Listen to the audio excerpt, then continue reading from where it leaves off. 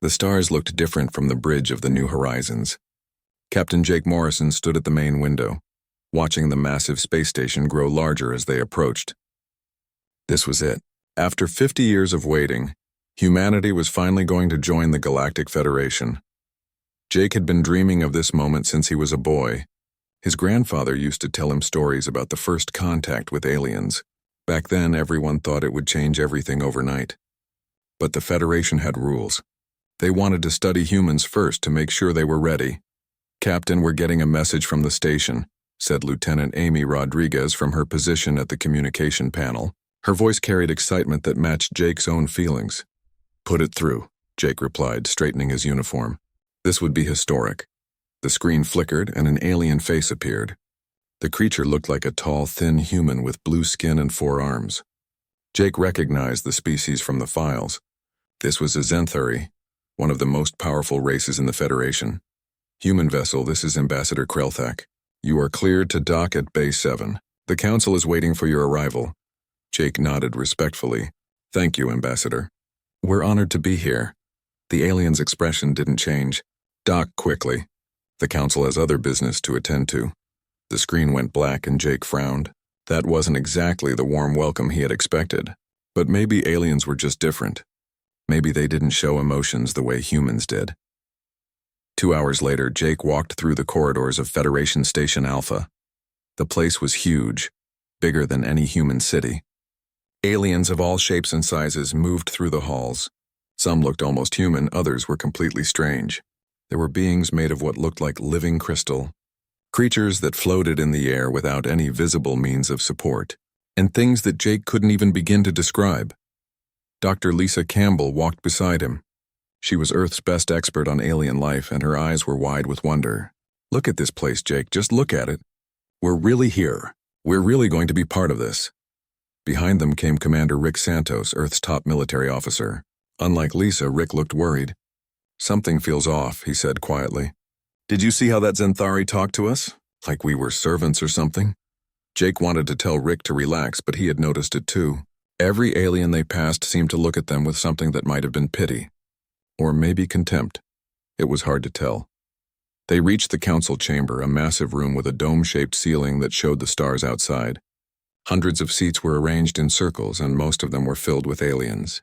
At the center sat the Council of 5, the leaders of the Federation's most powerful species. Ambassador Krelthak stood up as the humans entered. "Members of the Federation, today we welcome a new species to our great alliance. The humans of Earth have waited 50 years for this moment, and we have decided they are ready to take their place among us." There was polite applause, but Jake noticed it wasn't very enthusiastic. Still, this was it. This was the moment that would change human history forever. "However," Krelthak continued, and Jake felt his heart sink a little, "we must be realistic about what role humans can play in our society. Every species has its strengths and weaknesses. The Zenthari have powerful mental abilities. The Andromedans are masters of mathematics and science. The Velians can adapt to any environment. The Kristans can live for thousands of years." Jake waited for him to mention what humans were good at, but Krelthak just stared at them. "Humans," the ambassador said finally, "are hardy. They can survive in dangerous places. They can do hard physical work. This makes them perfect for the jobs that other species find too dangerous or too unpleasant." The room was silent. Jake felt like he had been punched in the stomach. "What kind of jobs?" he asked, his voice barely above a whisper. "Mining asteroids and radiation fields," said Administrator Quindell, a gray-skinned Velian who spoke in a bored tone. "Maintaining space stations near black holes. Cleaning the sewage systems of our major cities. Important work, certainly, but work that requires physical endurance rather than intelligence." Dr. Lisa Campbell stepped forward. "With respect, Administrator, humans have made incredible advances in science and technology. We've solved problems in ways that surprised even us. We've created art and music and literature. We're not just good for manual labor."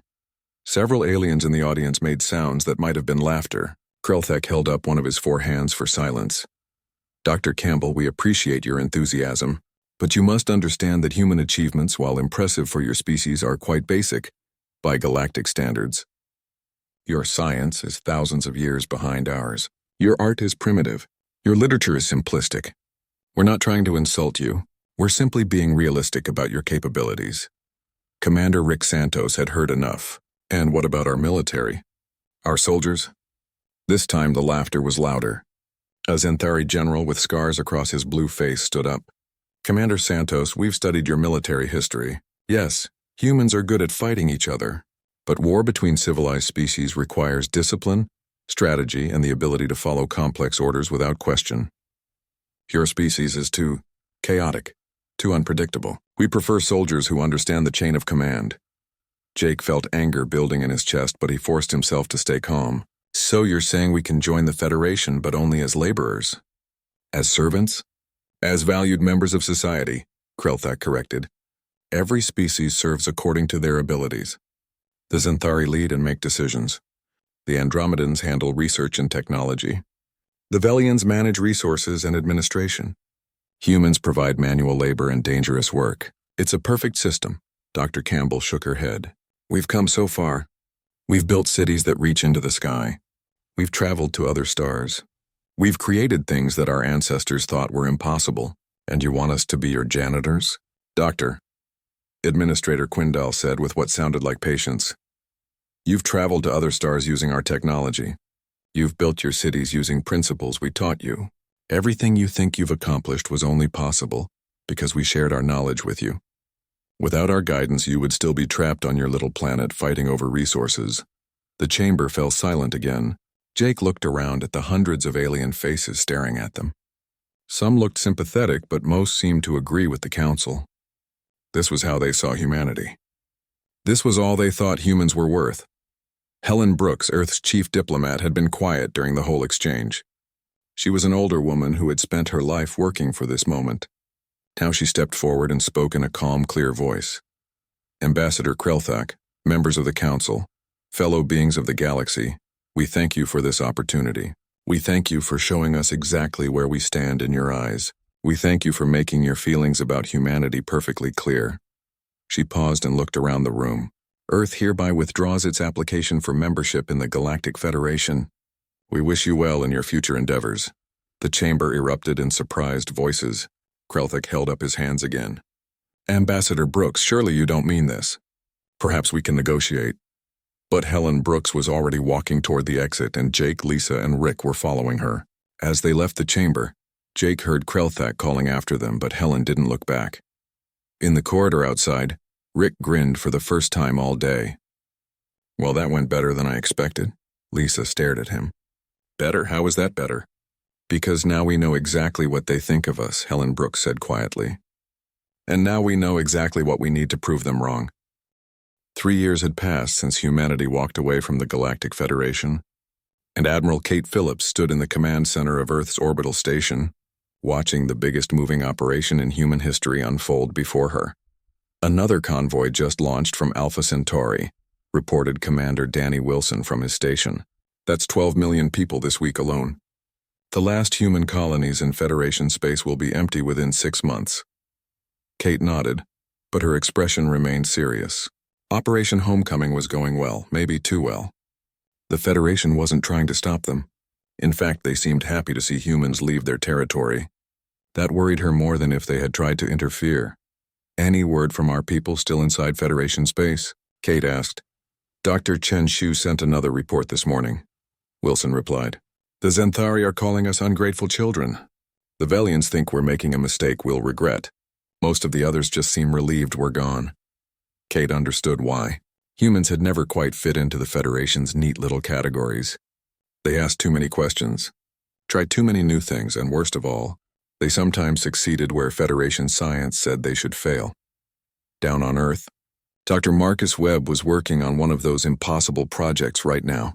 His laboratory was hidden deep underground, far from any alien sensors that might still be watching. Marcus had spent the last 3 years studying Federation technology, not to copy it, but to understand why it worked the way it did.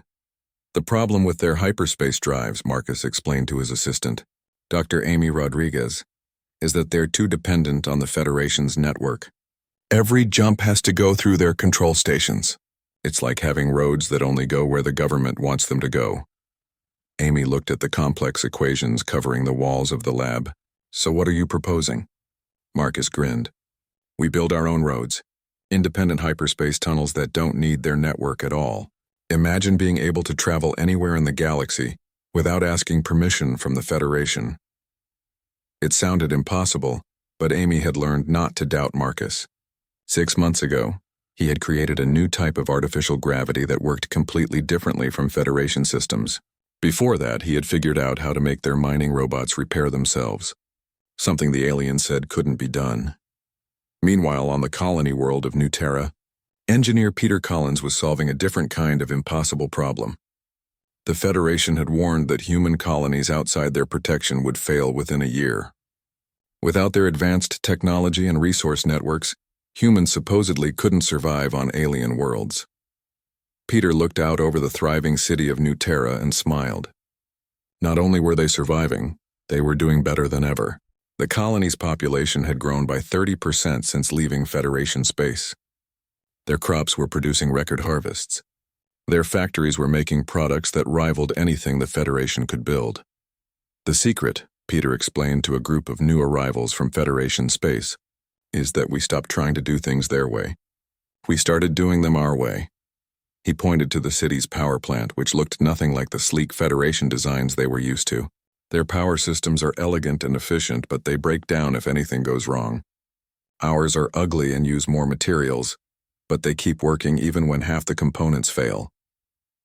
Back on Earth, President Susan Clark was meeting with representatives from some very interesting visitors. The conference room was filled with aliens, but none of them were from the Federation. These were the species that the Federation had rejected, ignored, or driven away over the centuries.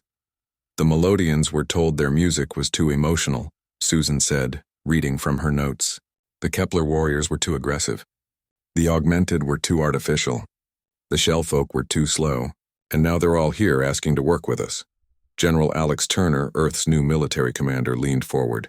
What do they want? The same thing we want, Susan replied. A chance to be themselves without someone else telling them it's wrong. One of the visitors, a tall woman who was half biological and half machine, spoke up. President Clark, my people, the augmented, have been hiding in the outer systems for 200 years. The Federation says we're unnatural because we chose to enhance ourselves with technology. But we see that humans also use technology to overcome their limitations. Perhaps we can learn from each other. Another alien, this one covered in colorful shell-like armor, spoke in a slow, deep voice. The Federation says the shell folk think too slowly for modern civilization. But we remember things that others forget. We see patterns that others miss. Your species seems to value different kinds of thinking. Susan Clark smiled. These were exactly the kinds of allies humanity needed. Not subjects or servants, but true partners who brought their own strengths to the table. But not everyone was happy with humanity's departure. In the Federation capital, Ambassador Krelthak was reading reports that made him increasingly uncomfortable. The humans are doing what? He demanded, looking at his aide. They're trading with the outcasts, sir. The species we've discouraged from joining the Federation. And they're sharing technology with them. Krelthak's blue skin darkened with anger. That's against every principle of galactic order. These outcasts were rejected for good reasons. They're disruptive, unstable, uncontrolled. Yes, sir. But the report suggests that the human-led alliance is becoming quite powerful. They've developed new technologies that we don't understand. Their ships are traveling through hyperspace using methods that bypass our monitoring systems entirely. This was worse than Krelthak had thought. When humans left, he assumed they would struggle and eventually come crawling back, begging to rejoin the Federation on any terms. He never imagined they would create their own alliance. On the edge of Federation space, Scout Captain Veltar was investigating reports of strange activity in the former human colonies.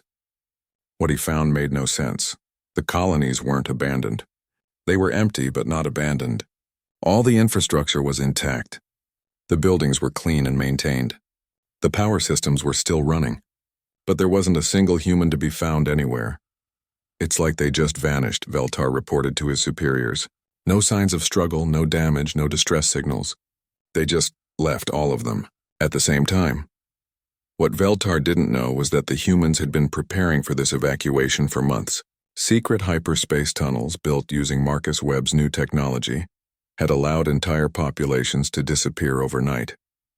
The Federation's sensors had detected nothing. But the most disturbing report came from Dr. Chen Shu, the human scientist who had chosen to stay in Federation space to act as an unofficial spy. His message, sent through hidden channels, reached Earth just as President Clark was finishing her meeting with the alien outcasts. The Federation is facing a crisis they won't admit publicly, Chen's message said. Something called the Devourers has appeared on the galaxy's edge. Ancient machines that consume entire star systems. The Federation's peaceful methods aren't working against them. They're scared, but they're too proud to ask for help. Susan Clark shared the message with her advisors. General Turner shook his head. After the way they treated us, they expect us to help them.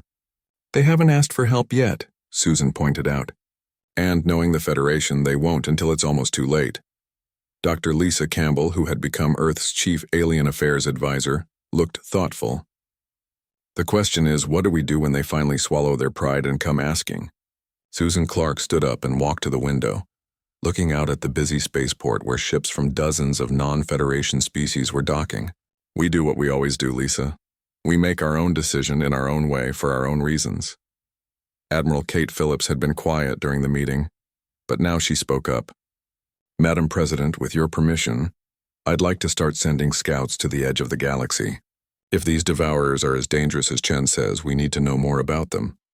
Why? Asked General Turner. It's not our problem. Kate looked at him steadily. Maybe not yet, but something tells me it will be. As the meeting ended, Susan Clark made a decision that would change the course of galactic history. Kate, send your scouts, but tell them to be careful, and tell them to be invisible. The Federation doesn't need to know we're watching. Outside Earth's atmosphere, Marcus Webb's latest creation flickered into existence.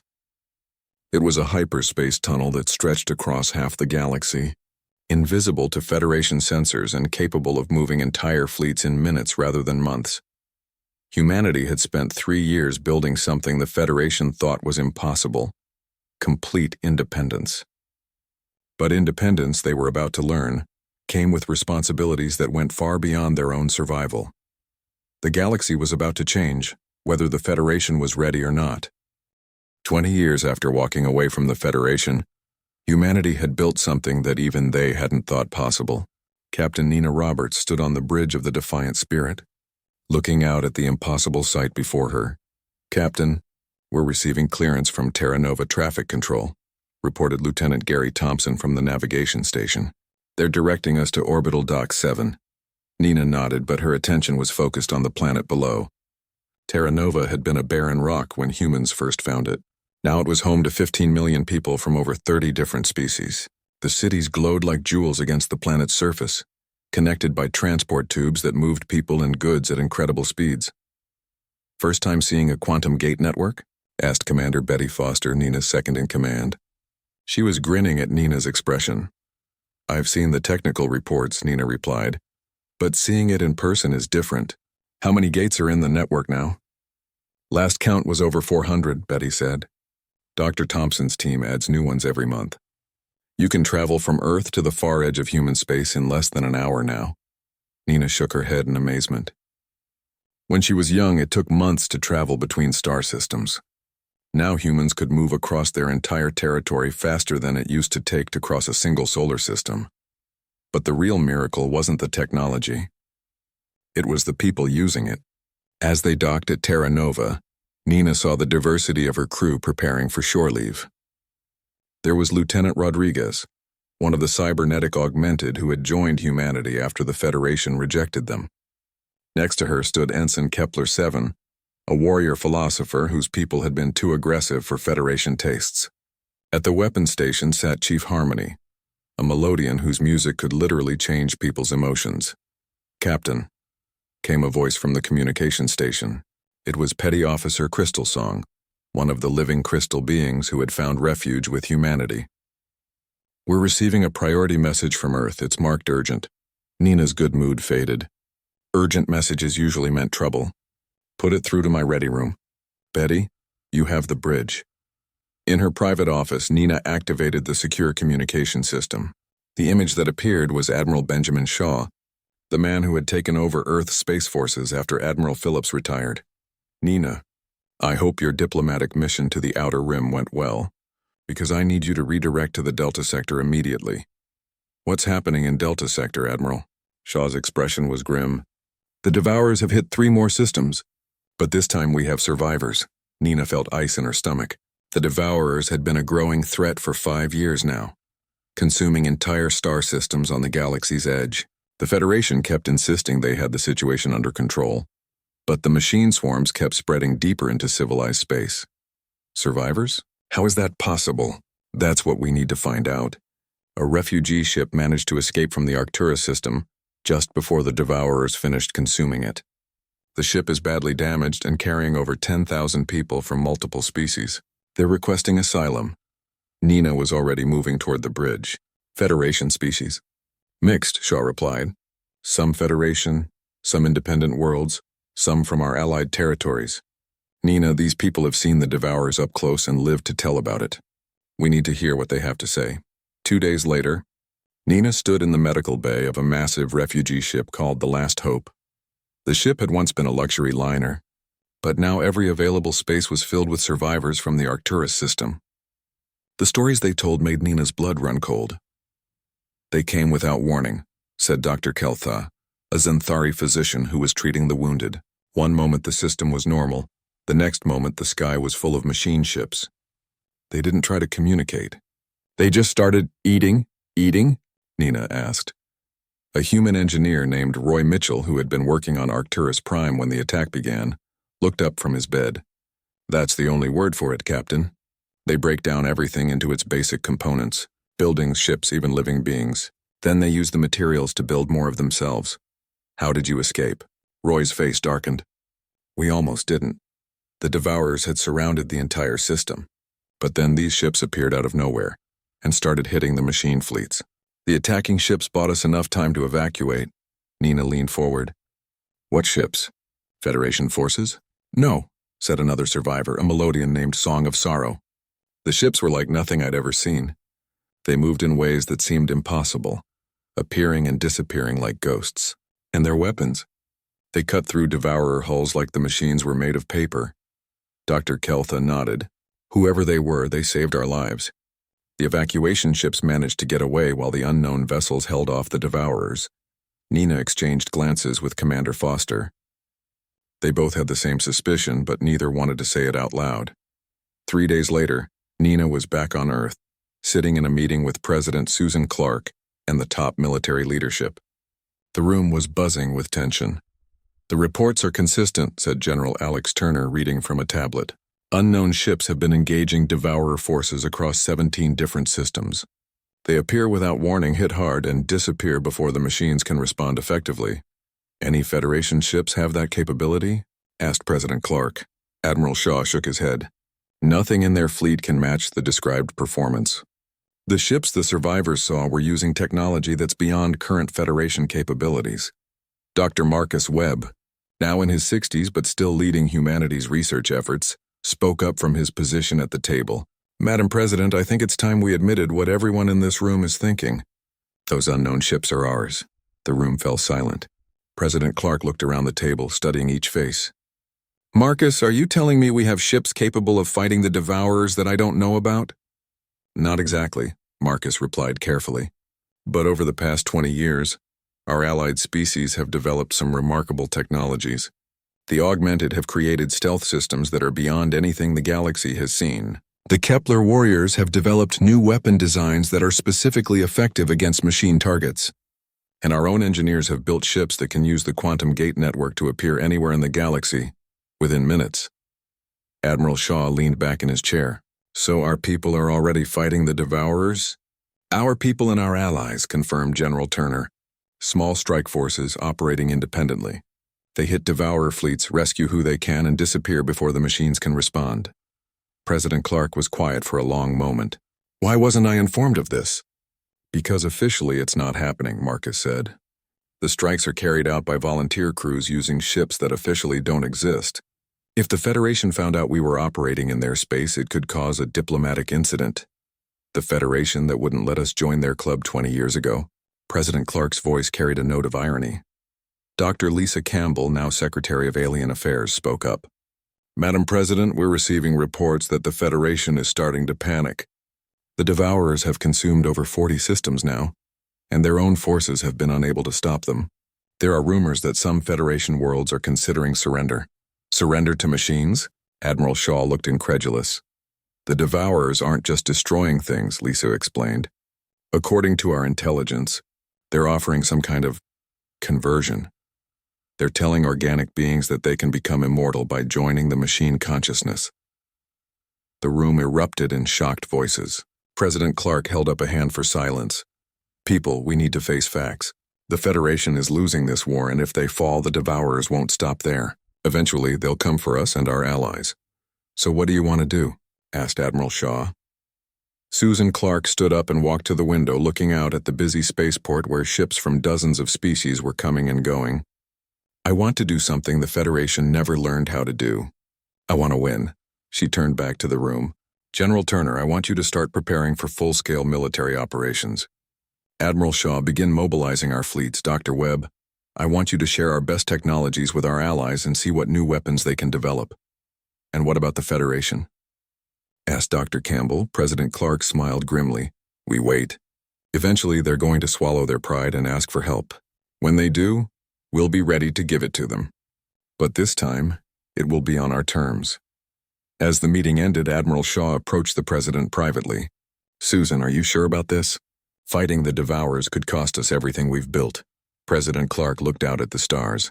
Ben, 20 years ago, the Federation told us we weren't good enough to be their partners. They wanted us to be their servants instead. Now they're facing an enemy they can't defeat, and we're the only ones with the power to help them. She paused, then smiled. I think it's time to show the galaxy what humans are really capable of when someone finally gives us the chance. In the depths of space, far from Earth, Captain Julia Stone sat in the command chair of a ship that officially didn't exist. Around her, a crew of... The Federation was dying, and everyone knew it. Fleet Admiral Benjamin Shaw stood in Earth's orbital command center, watching the news feeds from across the galaxy. 43 star systems had fallen to the Devourers in the past 6 months. The machine swarms were no longer just consuming the outer rim worlds. They had reached the Federation's core territories. Sir, we're getting another distress signal, reported Commander Nancy Price from her station. This time it's from New Andromedus. The Devourers have reached their outer defense grid. Ben closed his eyes. New Andromedus was one of the Federation's most important worlds, home to over 8 billion Andromedan mathematicians and scientists. If it fell, the Federation would lose one of its most advanced species. Any word from our strike teams? Ben asked.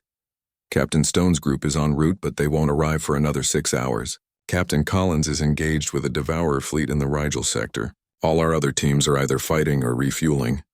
Ben nodded grimly. For 5 years, humanity's secret strike forces had been holding the line against the Devourers, buying time for evacuations and keeping the machine swarms from spreading even faster. But they were only 50 ships against an enemy that seemed to grow stronger with every victory. Admiral, came a voice from the communication station. We're receiving a priority transmission from Federation space. It's addressed to President Clark personally. Ben raised an eyebrow. The Federation hadn't communicated directly with Earth's government since humans walked away 25 years ago. Put it through to the President immediately. An hour later, President Susan Clark sat in her office, staring at the message that had just changed everything. Across from her sat Dr. Lisa Campbell and Admiral Shaw, both looking as stunned as she felt. They're actually coming here, Susan said, reading the message again. A full diplomatic delegation, led by Admiral Krelthak himself. The son of the ambassador who insulted us all those years ago, Lisa noted. This has to be killing them. Admiral Shaw looked up from his own copy of the message. They're not just asking for a meeting. They're asking for asylum for their delegation. Their ship is damaged, and they're requesting safe passage through human space. Susan Clark leaned back in her chair. She had imagined this moment for years, but now that it was here, she felt only sadness. The galaxy was burning, and the Federation had finally run out of options. How long until they arrive? 3 days, Shaw replied. Their ship is the Eternal Wisdom, a Federation heavy cruiser. According to their message, it's carrying representatives from every major Federation species. And they're coming to beg, Susan said quietly. 2 days later, the damaged Federation cruiser limped into Earth's solar system. Captain Eric Barnes, commanding the human escort squadron, watched the alien ship struggle toward the orbital station. The eternal wisdom had clearly been through hell. Its hull was scarred with what looked like acid burns, and one of its main engines was completely destroyed. Federation vessel. This is Captain Barnes of the Earth Defense Force. You're cleared to dock at Station Alpha, Bay 12. Medical teams are standing by if you need assistance. The response came from Admiral Krelthak himself. Captain Barnes, this is Admiral Krelthak of the Galactic Federation. We thank you for your hospitality. Eric could hear the difficulty in the alien's voice. For someone who had grown up believing his species was superior to all others, asking humans for help must have been incredibly hard. The next day, President Clark waited in the same conference room where she had met with Earth's alien allies 20 years ago. But this time, the aliens filing in were from the Federation that had once rejected humanity. Admiral Krelthak looked older than his father had. His blue skin was pale and his forearms moved with the careful precision of someone who was barely holding himself together. Behind him came Admiral Quindal's daughter, Veriquin, along with representatives from a dozen other Federation species. President Clark. Krelthak began, his voice formal but strained. On behalf of the Galactic Federation, I thank you for agreeing to meet with us. Susan Clark studied the aliens across from her. These were the same species that had told humanity they were only fit for manual labor. Now they sat in human chairs in a human space station, asking for human help. Admiral Krelthak, she replied carefully. 25 years ago, your father told us we weren't good enough to join your Federation as equals. He offered us membership as servants. We declined. Now you're here in our space asking for our help. I'm curious about what's changed. The room was silent. Krelthak's hands clenched and unclenched before he answered. What's changed, Madam President, is that we were wrong. About everything. He gestured to the other aliens in the room. We told ourselves we were the most advanced species in the galaxy. We believed our technologies were perfect, our strategies flawless, our civilization eternal. We thought we had created a perfect order that would last forever. And now? Asked Dr. Lisa Campbell. Veriquin, the Velian administrator, spoke up. Now our perfect order is being destroyed by an enemy we don't understand, using methods we can't counter. Our greatest scientists can't find a solution. Our most powerful warriors can't win battles. Our ancient wisdom offers no answers. Admiral Shaw leaned forward. How bad is it? Worse than our public reports indicate, Krelthak admitted. We've lost over 60 systems, not 43. The Devourers aren't just consuming matter anymore. They're converting it into something we can't identify. And they're learning. Every time we engage them, they adapt to our tactics faster than we can develop new ones. What about your psychic abilities? Asked Dr. Campbell. Your mathematical precision? Your biological adaptability? A Zenthari commander named Velkris spoke for the first time. Useless. The Devourers don't think like organic beings. Our telepathic powers can't affect them. Their behavior doesn't follow mathematical patterns. They don't have biology to adapt to. President Clark exchanged glances with Admiral Shaw. So you've come to ask for our help? Yes, Krelthak said simply. We're prepared to offer you full Federation membership, council seats, even leadership positions. Anything you want if you'll help us fight this enemy. The silence that followed was long and uncomfortable. Finally, Admiral Shaw spoke. 25 years ago, you told us we weren't good enough to join your club. Now you want us to die defending it. Krelthak flinched as if he had been struck. Admiral Shaw, I know how this must seem. Do you? Shaw's voice was calm but hard. Do you really? Because from where I sit, it seems like you spent 25 years assuming we would always be here, waiting for you to finally decide we were worth something. Dr. Campbell held up a hand. Admiral Krelthak, before we continue, there's something you need to know. We've been monitoring the situation with the Devourers for years. We know more about them than you might expect. The Federation representatives looked surprised. Veriquin leaned forward. What do you mean? We mean, President Clark said carefully, that we've been fighting them. Small strike forces, rescue operations, intelligence gathering. For the past 5 years, human ships have been engaging Devourer fleets across the galaxy. The room erupted in shocked voices. Krelthak stared at the humans. That's impossible. We would have detected your ships. Admiral Shaw smiled grimly. Would you? Tell me, Admiral, how many times have Devourer fleets mysteriously taken heavier losses than expected? How many times have evacuation ships managed to escape when they should have been destroyed? Understanding dawned on Krelthak's face. It was you. The phantom attacks. The impossible rescues. That was human forces. Human forces and our allies, Susan Clark corrected. The species you rejected, ignored, or drove away. They've been helping us fight your war while you refused to admit you needed help. Velcris, the Zenthari commander, spoke quietly. How many ships do you have? Enough, Shaw replied. But not enough to win this war alone. Which brings us to your offer. President Clark stood up and walked to the window, looking out at the busy space traffic around Earth. Ships from dozens of non-Federation species were visible, proof of the alliance humanity had built over the past 25 years. Admiral Krelthak, you offered us membership in your Federation, council seats, leadership positions, all very generous. She turned back to face the delegation. But we don't want them. The Federation representatives looked confused. Vera Quinn spoke first. Then what do you want? We want you to join our alliance, President Clark said simply. The room fell silent again. Krelthak stared at her. I don't understand. Dr. Campbell pulled up a holographic display showing the human alliance. Over the past 25 years, we've built something that your Federation never had. A true alliance of equals. No superior species, no servant races, no predetermined roles. Every member contributes what they can and receives what they need. We have the augmented, who were too artificial for your tastes, Admiral Shaw continued. The Melodians, who were too emotional. The Kepler warriors, who were too aggressive. The Shell folk, who were too slow. And dozens of others who found in humanity what they never found in the Federation. Acceptance.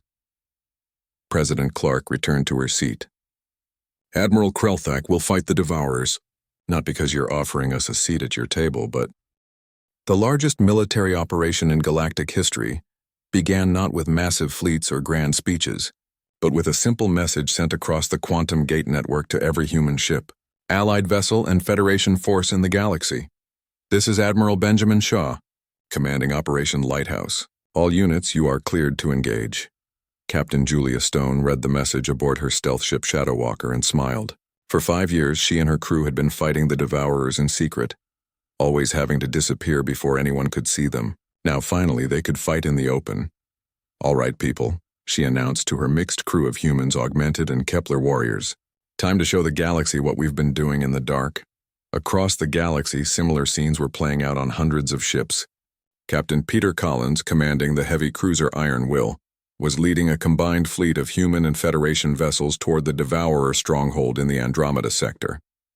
His crew included Dr. Sandra Hayes, a human xenobiologist who had made a discovery that might change everything. Captain, Sandra called from her science station, I'm reading massive energy buildups from the Devourer Central Complex. Whatever they're building in there, it's almost finished. Peter nodded grimly. Intelligence suggested the Devourers were constructing some kind of mega-weapon in the galactic core, something powerful enough to destroy entire sectors at once.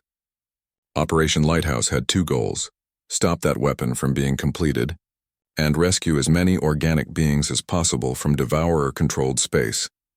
But the most dangerous part of the operation was being carried out by Colonel Eric Barnes and his Special Forces team.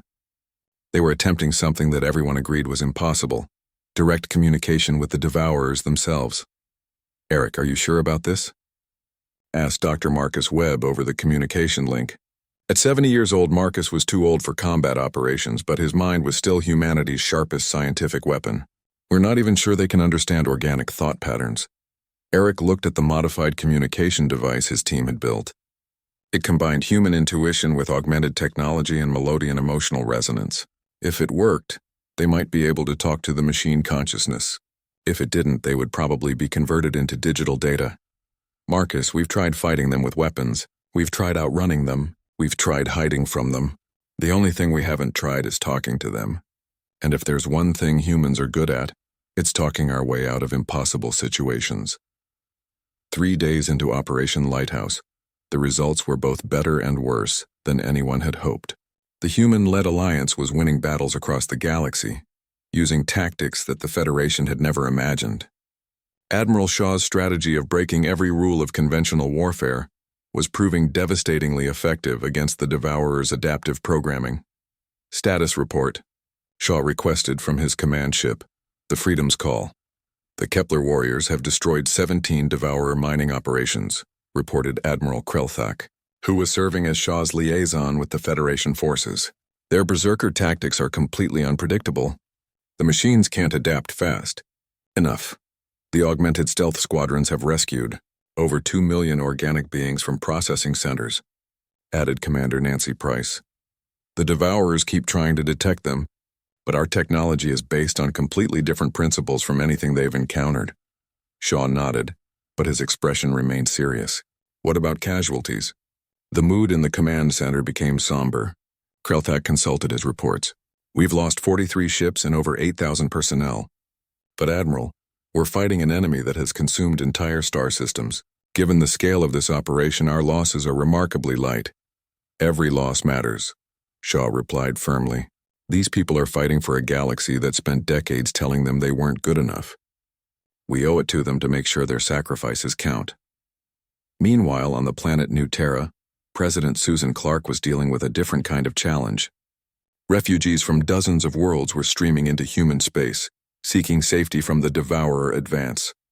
But these weren't just any refugees.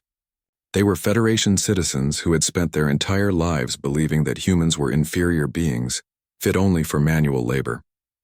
President Clark, said Dr. Lisa Campbell, who was coordinating the refugee effort, we're getting some interesting reactions from the new arrivals.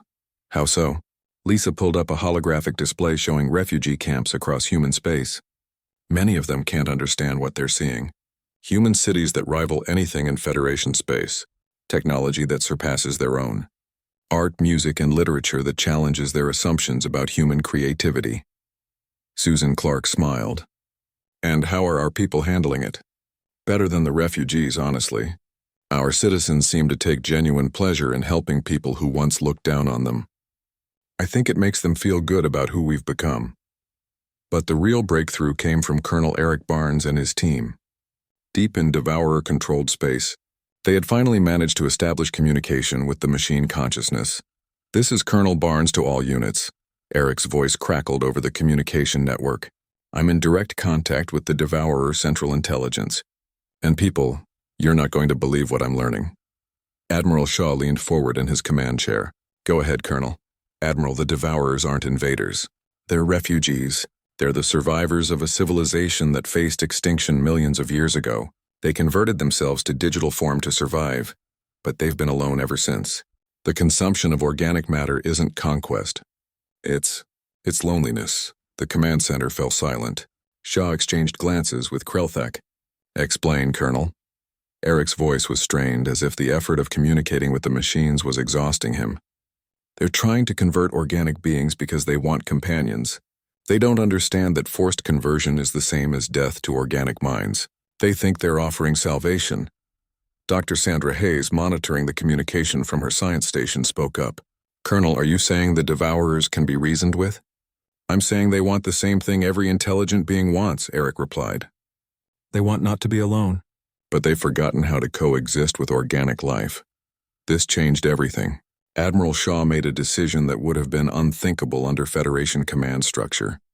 He ordered all human and allied forces to cease offensive operations and switch to defensive positions. All ships, this is Admiral Shaw.